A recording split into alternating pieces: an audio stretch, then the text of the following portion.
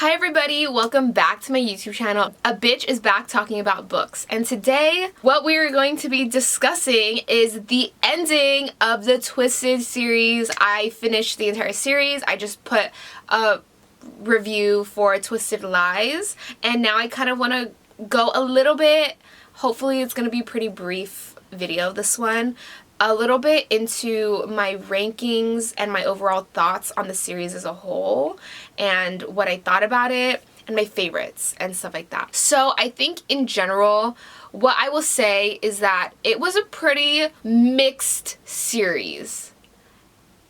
Some books were a hit or a miss, and the writing is not the best, but they are all very enjoyable books to read. The thing I will say as well is that in general, most of the male love interests are very much not as developed as the women love interests. The characterization of them just isn't as well done, and a lot of the times they could be kind of copy and pasted onto each other. Dark, brooding, handsome, and grumpy. And that's basically, and rich. That's basically what you get with a lot of the male love interests, and I think maybe Josh was the best characterization out of all four, of Christian, Alex, Josh, and Reese. Josh had the best characterization, but I think in general, like, we didn't really see as much of the internal conflicts of like the home life and etc between most of those characters. I think recently reading Twisted Lies, I kind of saw Christian and go into the backstory of him, father being an art thief and like his tragic home life, but you don't really see it come out as much. Like, I know he has this thing about like, oh, I don't believe in love, shit like that, but I don't know, like, you just don't feel it. Anna Huang has a problem with language, which I've said before. She uses a lot of the same words and the same sentences to describe things in every book when they should all be their own distinct character. For example, every single one of the guys, and I saw this on a TikTok, every single one of the guys has the same kinks, basically. Also, the girls kind of have similar kinks, and I just found it to be not as distinctive. I wish that some of the characters or some of the smut scenes or whatever, they had different kinks and things like that, but they all felt very similar when it came to that. And also, literally some of the language, like word for word sentences, would be the same in all of the books. Overall, Twisted Lies had my favorite couple. I love Christian and Stella as a couple. Twisted Hate was the most enjoyable to read because Josh, they're not conflict. But in general, that book was amazing to read. The passion, the banter, everything about it, reading it was super enjoyable. Twisted Games and Twisted Hate had the best smut, in my opinion, if you care about that stuff. So Reese and Bridget, Jules, and Josh. Twisted Love can burn. I'm just kidding, but also am I? But I'm just kidding. I just did not like that one. And that's what I'll say about Twisted Love. Maybe if I gave it another chance and reread it, but I don't know. I just really was not vibing with that one. I don't know what it was about the rest of the series that I was vibing more with, but yeah, didn't like that one as much. I think my favorite, that's kind of what I'll say about my favorites. I don't want to rank them from like best to worst. I mean, I guess I could, but I feel like all of them within the series have different aspects that some are stronger in than others. Like I said, like, oh, one has the better couple, one has the better chemistry, this and this and that, and I think in that way it's really hard to rank them definitively. Like, what's my favorite, what's my worst? I already know my worst. My worst is Twisted Love, and I will die on the hill, okay? I will die on the hill.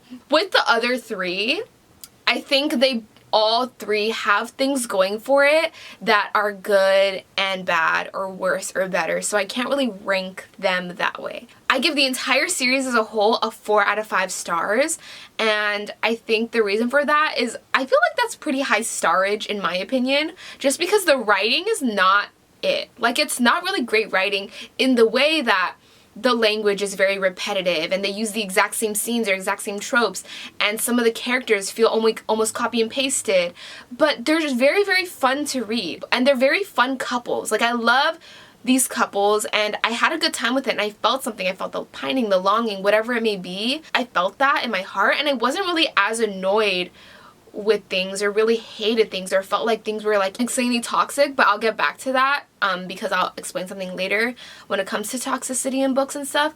But yeah, I feel like they're just very overall fun reads, so that's why I gave it a higher starage. There weren't a lot of things that annoyed me about these books. Now going back to toxicity in books, having characters do bad things to each other or red flags and like, oh, in real life would you take that? Like, no. And why I kind of put this on a different pedestal than say like Colleen Hoover book is that very much so in this series.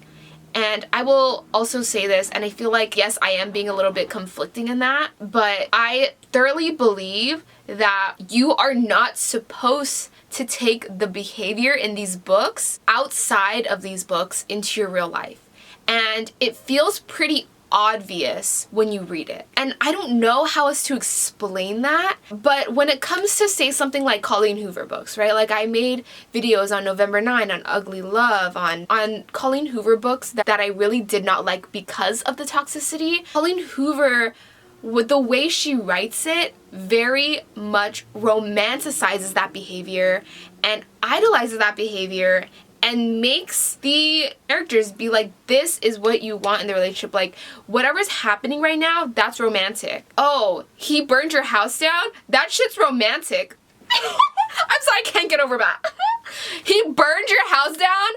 Ooh, so cute. Like, it's the way that it's written in this way that you're supposed to take it in a light where it's like super romantic, or like, ooh, he's really pressuring you into like sexual assault, blah, blah, blah. Romantic, aka Ben and Fallon again. Like, Ben was really like, ooh, like, it's okay, Fuka took off her clothes, like, what the fuck? Anyway, let's not get into that.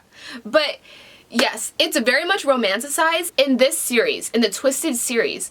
In every single, if you look on Goodreads, it has a disclaimer that says like, warning, these have, it's very graphic, these have morally gray, alpha male, blah, blah, blah, blah, blah, right? Like, it has a disclaimer that, hey, this behavior is taboo. Also, the characters within themselves are just people you would never meet in real life. Like, no way am I gonna meet a billionaire and then have a fake dating relationship with him. Like, no. These are very much fantasy novels in that way. Like, no way am I the freaking princess of Eldora and I'm gonna like have sex with my bodyguard.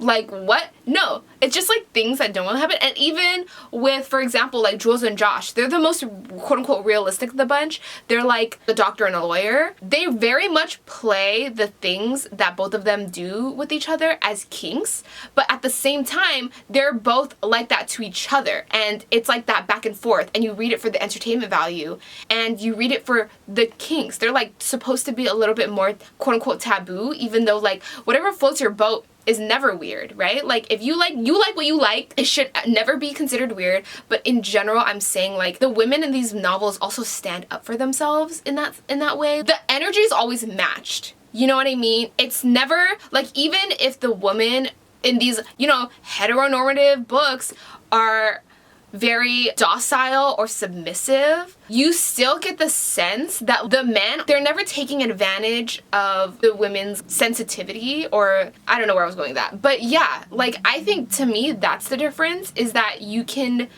like, yes, every book you gotta take with a grain of salt. It's about the approach. And it's also like mafia books, right? Like, a lot of mafia books, they're gonna have toxic men, and for the most part, I will still read mafia books, but it's not like you're gonna meet a mafia man or etc., you know? Like, we're not supposed to romanticize this behavior, we're just supposed to fantasize about that behavior. And I think that is the like underlying difference between why I will allow some things to happen, the red flags to happen in certain books and not others, you know what I mean?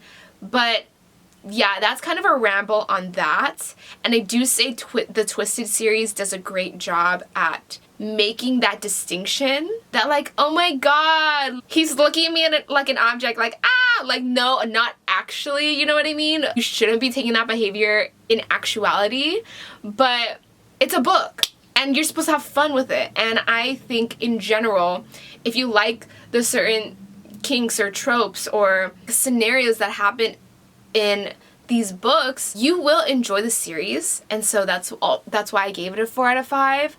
I really did enjoy the series, and I don't regret picking it up. I don't believe I wasted my time reading this series.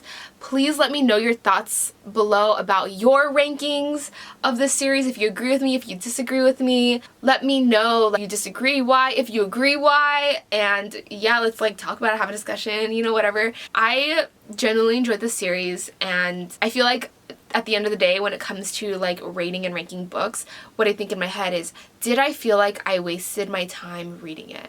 And I don't think I did, because I had a lot of fun. I don't know, it was good. So thank you so much for watching, and I will catch you in the next video.